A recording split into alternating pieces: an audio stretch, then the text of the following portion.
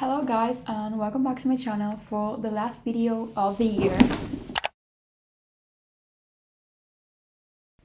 So this year I read 180 books. I don't know what was in the year because last year in 2022 I read 110 books. Like, am I okay? Probably not, but anyway. Today I'll be discussing my top 10 in no particular order. Not gonna lie, it was a difficult task because I read a lot of amazing books this year, but here we go. First of all, Sinners Consumed by Somme Sketcher. This is the third book in the Sinners Anonymous series and it's part 2 of a duet and it's my favorite so far. This series is just chef kiss. I love it. I cannot wait for the next books and I just know they're gonna be worth the wait. So this is enemies to lovers mafia romance with age gap and a lot of tension between main characters. So if you plan to read this one, search up trigger warnings before reading. Secondly, The 64th Rule by Ellie Wilde, first book in the Sunset Landing series. This was hot. The chemistry and tension between both main characters was so good.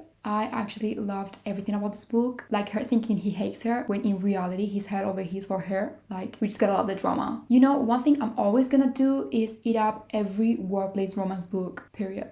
Next one is Darling Venom by Parker S. Huntington. Where do I start? I talk about this book on my first BookTok video. I don't think I have ever cried as much with a book. When I finished reading this one, I was so speechless to the point I think I still am. I absolutely adore this book with all my being. The story itself was amazing and it was so beautifully written that it makes you feel every single emotion all at once. Definitely one of my favorite reads this year. Once again, check trigger warnings before reading, especially on this one because this is a hella lot. Fourth one is Caught Up by Liz Tomforde. This is the third book in the Windy City series. Got this book. K. Rhodes is the standard. I don't get what anyone has to say, he is the standard. I know everyone is Ryan Shea this, Ryan Shea that. I understand. I love the right mood too, but there's just something about this book. I just love it to the next level. If you haven't read this series, just do it. Following, I'm gonna go with Reckless by Elsie. Obviously, the series had to make it to my top 10. My favorite book in the series was Reckless. This is the fourth book in the Chestnut Spring series. Listen, I'm not a big fan of the accidental pregnancy trope. Like, I tend to avoid every book without dropping it, but this one was so good and so well written. It ended up being my favorite book in the series, and that says a lot. Elsie never fails to amaze me. The sixth book is Anastasia by Sophie Lark.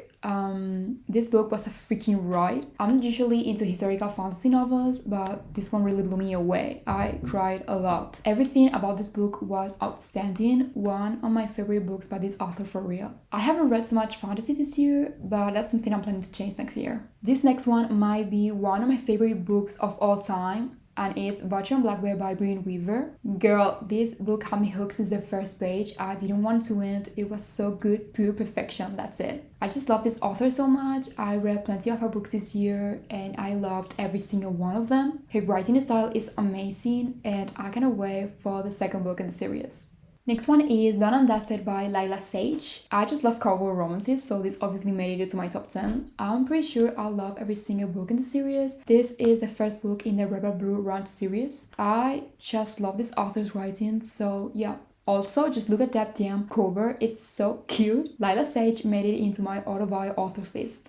The ninth book is Checkmate by Hazelwood. I was giggling and kicking my feet in the air every time the main characters just look at each other. It had been so long since I really enjoyed a YA book. I had high hopes for this one and it did not disappoint. And lastly, Tame the Heart by Ava Hunter. Listen, I had this list made since the beginning of December, but I read this book last week and I loved it so much it had to make it into my top 10 books of 2023 list. I cried so hard reading this one. This was my first time reading this author and I can assure you I've been now reading all her future projects.